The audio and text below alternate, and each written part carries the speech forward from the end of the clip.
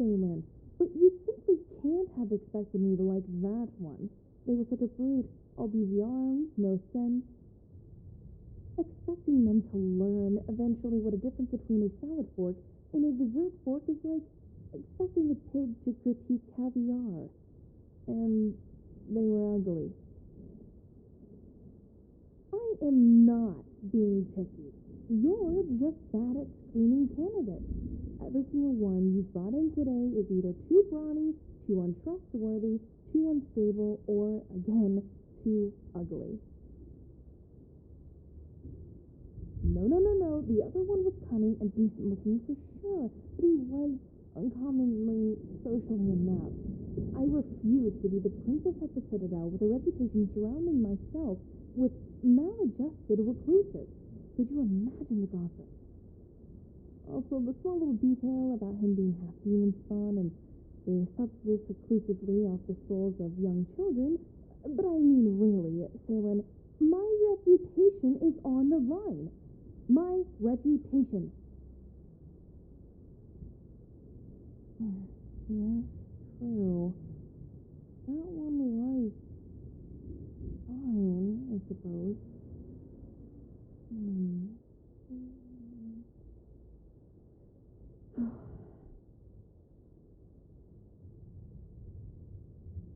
I said he was mean to me.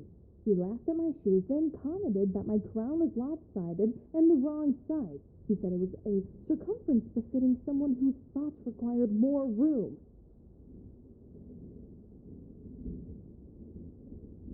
You know what?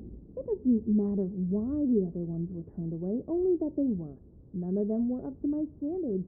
I'll stay here all day if I have to until we find the right one. That's right, Salem, all day. No amount of eye-rolling or side remarks will change that. Maybe I'll even lounge around for the rest of the afternoon just to spite you. This argument grows tiresome, Salem. Choosing the right one is as much intuition as it is logic. You know my instincts never lead us astray, and I'll know it when I know it. And until then, I can huff and complain and bemoan however much I want. So just send in the next fool if you please.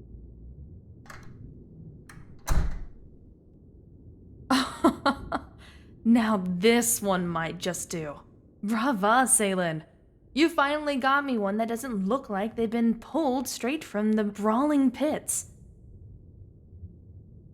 Well, you finally got me one that looks like they're actually winning, at least. What a refreshing change of pace from the other barbarians. Hello there. You certainly aren't like the rest, are you? You do still smell like the rest, though. And you curse like the rest as well. Don't get so defensive. I'm sure you're more than just some back alley thug with ratty hair and poor hygiene. My, you've got the looks and the education of a noble. If your vocabulary is any indication, but you spout obscenities with the viciousness of a common street ruffian. How fascinating. Much more fascinating than some ghastly woman earlier. Certainly, your insults are so colorful and vivid that I can practically taste the low-born inspiration, but still with just enough grace and presentation to indicate a more distinguished palate. I could very well grow to use you. I wonder what your story is. To fall so far and be locked away at Blackspire for.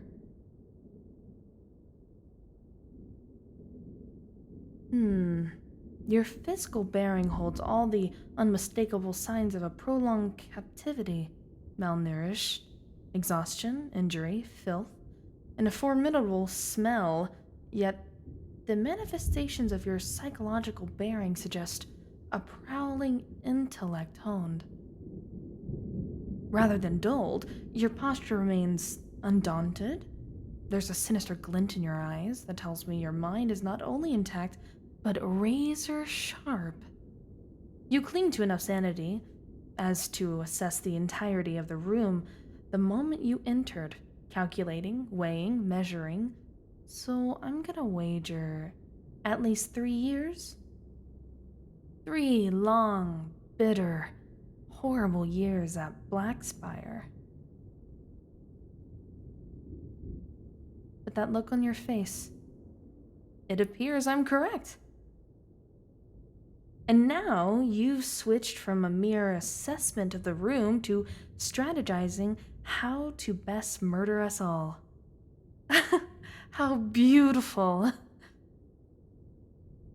Really, though, it is quite obvious, at least to someone with my impeccable talent for reading people, the way your eyes lingered a half a beat longer on the exit than on me tells me you've already mapped your path out of here.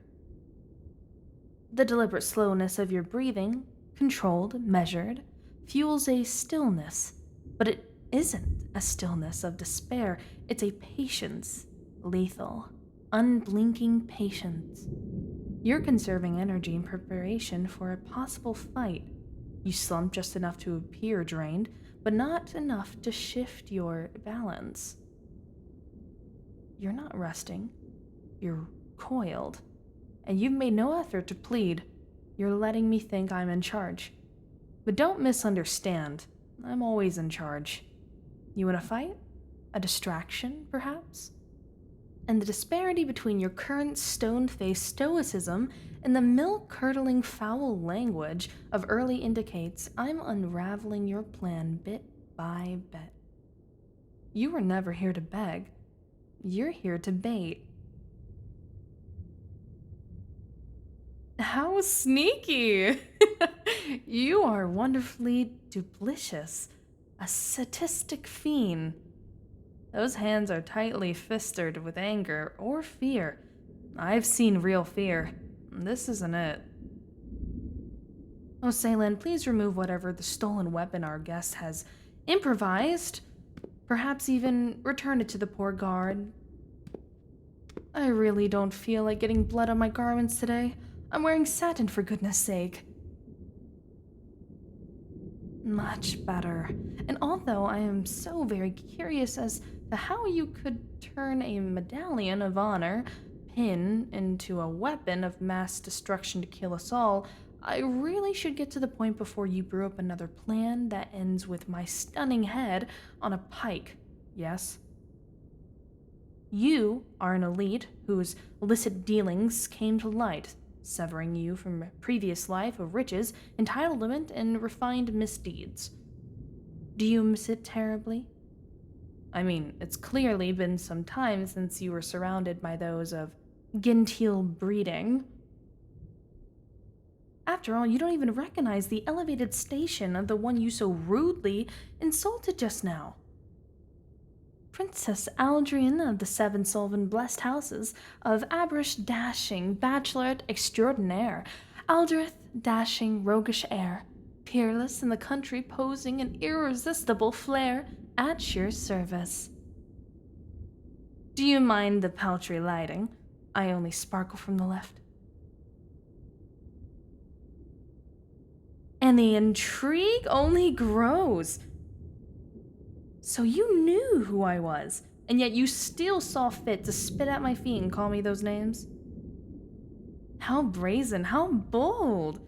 Oh, you'd positively delight the Citadel. You're so entertaining, like a cute little barking puppy.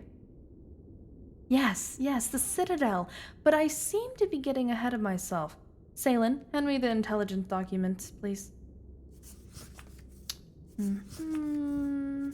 My loyal subject, my maladroner's little conflicts.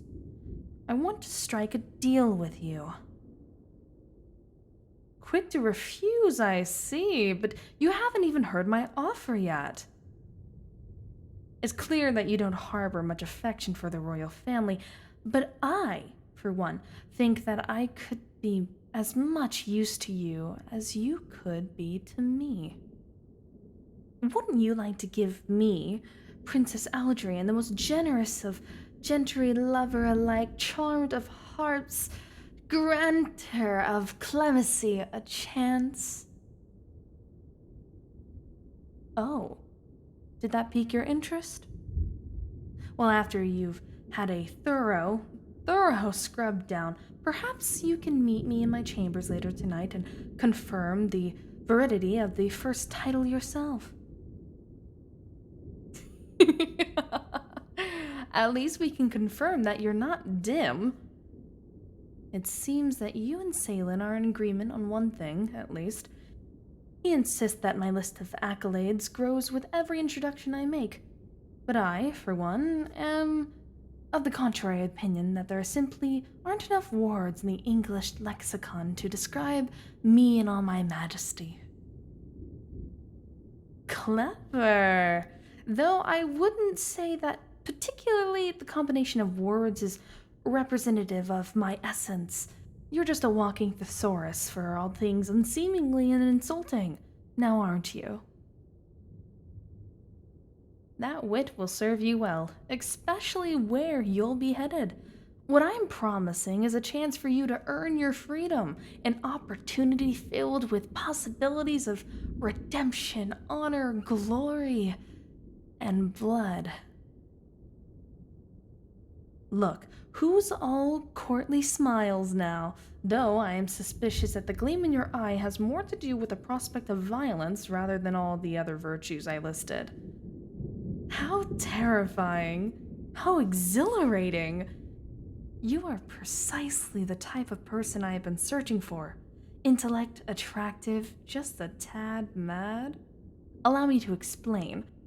I, Princess Aldrian, your dutiful sovereign, your saving grace and singular sun in the sky of a lesser stars, I am in need of a champion. I'm being sent off to the Bryal Citadel to represent Aldrith, the ruling class, in an allegedly friendly competition between all the continent of Aberth's chosen warriors. Officially, participating nations may only select champions from exclusive lineages drawn from the highest echelons of society, to ensure those of esteemed station don't mingle with common plebeians, of course. But realistically, most delegations are going to bring in the nastiest, most dangerous heathens their countries have to offer. That's where you come in.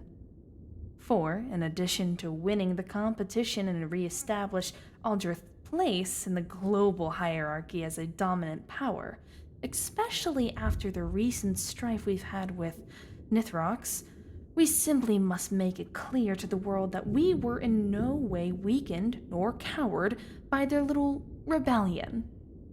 You will be serving as my undercover bodyguard and intel collector, neutralizing all the threats that are certain to come for me, and sifting through any tantalizing bits of information on the other countries that can further Aldrith's agenda. Your file here says you were brought up under the tutelage of Master Renalay herself at the Silent Monastery. Ooh, there are absolutely no records on your activities, save for the ones written in blood. Your background is as shrouded in mystery as whatever grueling trade secret training regimens of the monastery employs. What we do know, however, is the Silent Sentinels are the most elite fighters in all of Aberus. Brought up in equal manner as a princess and killers. And what we lack in information on your personal history, we have an abundance of information on your skills, stealth, infiltration, deception, manipulation, and a host others. All very intriguing, of course, though I'm particularly interested in just how advanced your physical prowess is. But all this means to say is I need someone ruthless, enough to tear down my enemies, but also someone with enough refined tact and manners to do so without arousing suspicion. Consequently, punishment from opposing parties. Your experience matches this endeavor perfectly. Excellent question. I suppose most parents wouldn't send their only child off to a viper's nest on a fool's errand for bloody righteous glory, would they? But you see, Daddy Dearest has been in something of a mood lately. He's cross with me for selling state secrets or sowing seeds of discord amongst the gentry of turning key internationally trade federations against him. Or something or another. I can never remember them all. He's accused me of everything under the sun, from treason to magically shrinking him.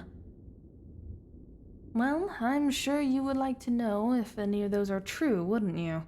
But I only kiss and tell for the price. Unless, that is, you can keep our little secret. But between you and me, it's awfully easy to trick an insecure monarch if you're just a bit determined and a lot of masochist. It's grueling work to go day after day and shave the soles of his shoes and the feet of his throne, as well as increase heels of all his advisors millimeter by millimeter. But thankfully, I'm nothing if not very persistent and very perverse. In any case, the council is beginning to think he's a bit mad, and he's starting to think I'm more trouble than I'm worth, and he's sending me away to a foreign court and forcing me to enter into a deadly competition on which hinges the very future and fate of our kingdom, all while under the constraint of threat of murder by assassins sent by his own hand. You know, typical father behavior. But I'm never one to squander such fortuitous circumstance, even if my title and perfect neck are on the line. I always turn around these kinds of things in my favor, and I'm going to use you to achieve that. No, unfortunately, Salen here is not permitted to participate.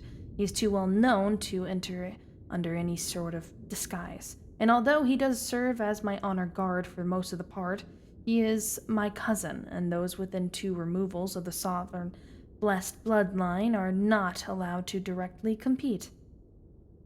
Pointless if you ask me. The Brylus instituted this stipulation to encourage invitees to attend under the pretense of safety and unbroken bloodlines, but that's somewhat counteracted by the little detail that the Citadel will positively teeming with assassins and hitmen, don't you think? But then, that ultimately leaves us very few options. With Aldereth government in such disarray, we can't very well send anyone of actual noble blood to the competition. That could potentially end their death. That would ruin the already thin trust within the governing families, potentially launch another war. We need someone expendable, but preferably capable. Someone as filled with courtly charm as they were with bloodlust. We need you. I shouldn't be surprised. Opportunities do bring out the opportunistic, don't they? The reward for winning the tournament on our end is the aforementioned pardoning of your crimes. A hefty sum of gold totaling in a few generations worth of fortunes, an official title of lands in the outskirts of Aldereth. Very generous, if you ask me. Greedy, greedy. I appreciate the ambition, indeed. That is truly a useful trait that will get you far in the Citadel. But I can't say I'm all too fond of this insolence. You really shouldn't bite the hand that feeds you. You just might find that I like to bite back. You see, the thing is, my greedy little goblin, you don't really have much of a choice. With the crimes on your file, you'll be indentured to the state for life. You'll have no allies, no money, no influence, and no hope of ever escaping this situation without my help. You need me as well. Yet you still manage and try to bargain. My precious little grubby lout. You're not just lacking in allies, money, and influence. No, you are missing a fundamental component in this negotiation. Do you want to know what that is? Salen, secure their hands behind their back. Salen, I would like you to gag our guest now.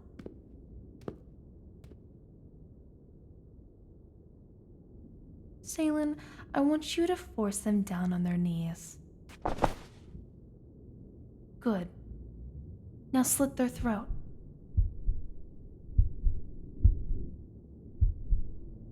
Wait.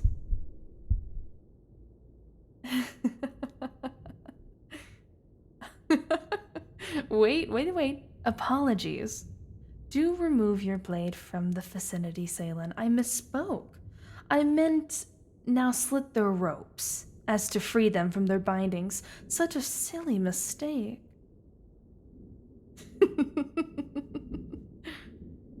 Oh, you look equal parts of frightened and furious. Don't take it personally, my darling. It was simply a slip of the tongue. I'm sure in time you'll come to like my tongue slips. I just wanted to make an example to make one thing painfully clear. What you are lacking in this is power. Meanwhile, I am brimming with it, practically glutting myself on it. And I'm sure you would like a taste, wouldn't you? Who knows, I might even have you begging for seconds. You could be the most skilled assassin, spy, and silver-tongued thief that ever lived. But none of that matters if you don't have the power to control situations that enable those talents. Those without power must obey. Understood? Perfect! Do try not to smudge the tile on your way up from scraping and groveling.